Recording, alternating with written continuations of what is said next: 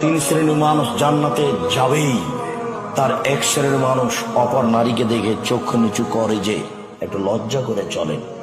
বউ দিয়ে বাজার করেন কেন? গাজীর বাড়ি অনেক টাকা পয়সা রেখেছেন, কাজের লোক দিয়ে বাজার করেন। কই আমাদের তো একদিনও বাজার না গেলেও চলে, তো চলছে তো আমাদের। আপনাকে বউ পাঠাতে হচ্ছে কেন বাজার করতে? মেয়ে কেন বাজারে যাচ্ছে? রাস্তাতে মেয়ে কেন ধাক্কা খাচ্ছে?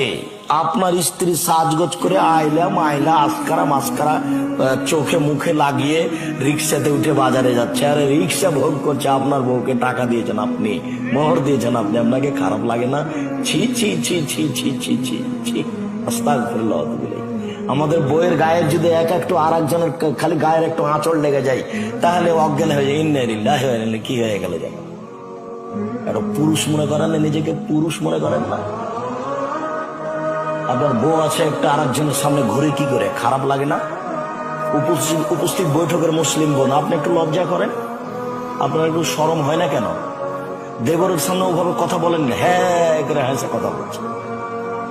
দেবরের মোটর সাইকেলে এসেছেন কেন? শরম হয় না আপনার? আপনি নিজেকে মুসলমান মনে করেন না? দেবরের সাথে চাপাচাপি করে এসেছেন কেন? নিজেকে খারাপ লাগে না? নিজেকে মুসলমান মনে করেন না?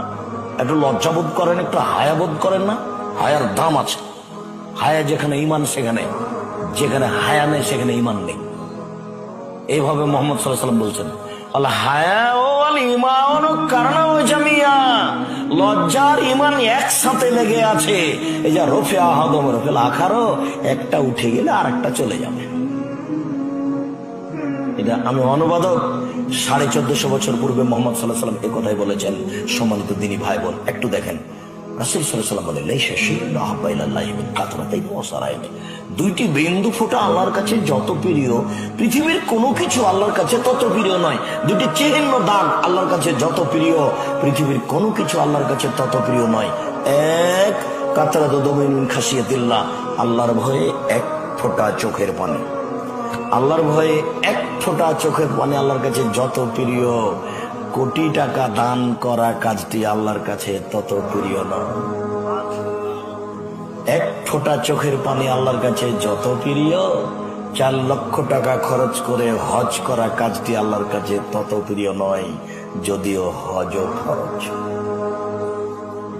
2 এক ফোঁটা গায়ের রক্ত আল্লাহর রাস্তায়। 3 যুদ্ধে নেমে ফেটে যাওয়া কেটে যাওয়া দাগ। 4 ইবাদত বান্দেগি করতে করতে কপালের দাগ, ইবাদত বান্দেগি করতে করতে পায়ের টাকনোর দাগ, শরীরের দাগ। এই 4টা জিনিস আল্লাহর কাছে যত প্রিয়, পৃথিবীর কোনো কিছু আল্লাহর কাছে তত প্রিয় নয়। তার মধ্যে 1 নম্বরে যেটা, সেটা সবাই পারবে। বলেন তো 1 নম্বরে কি? এক ফোঁটা চোখের পানি। আজকের আলোচনার শেষ হাদিস, আবু হুরায়রা রাদিয়াল্লাহু তাআলা আনহু বলেন, এই বাচ্চা, কেন আমাদের ছেলেরা কি পাহারা দেয় না নাকি? যারা তোমরা দায়িত্ব পালন করছো তারা কি করছো? তার মানে ওখানে বাচ্চা দৌড়াদৌড়ি করছে, সেটা আমি ঠেকাবো? তো তোমরা গ্রামের ছেলে কি করছো? তোমাদের তো আজকে বক্তব্য শুনে, সেদিন তো ফিরোজ আলীতে গেছিলে শুনতে, তা আজকে কেন? আজকে আমাদের সহযোগিতা করো। একটা বাচ্চা বা কোনো মহিলা বা কোনো পুরুষ 2 জন দাঁড়িয়ে কথা বললে তুমি অযোগ্য, তোমরা দায়িত্ব পালন করতে পারবে না। কথা বলবে কেন? আমি ওর কথা শুনতে এসেছি? একটু পরে বলুক কথা। এখন চা খাবে কেন? আমি তার চা খাওয়া দেখতে এসেছি? কেন এখন চা খাবে? একটু শরম করে না? একটু ইতস্তবোধ করে না যে আব্দুর রাজ্জাক সাহেব কথা বলছেন, ওখানে গিয়ে একটু বসে থাকি? এখনই কথা শেষ হতে যে যান, কত চা খাবেন, সারা রাত খান। শরম হয় না কেন? একটু বিবেচনা হয় না কেন? একটু হিসাব হয় না কেন? একটু বিবেচনা হারিয়ে দিয়েছেন।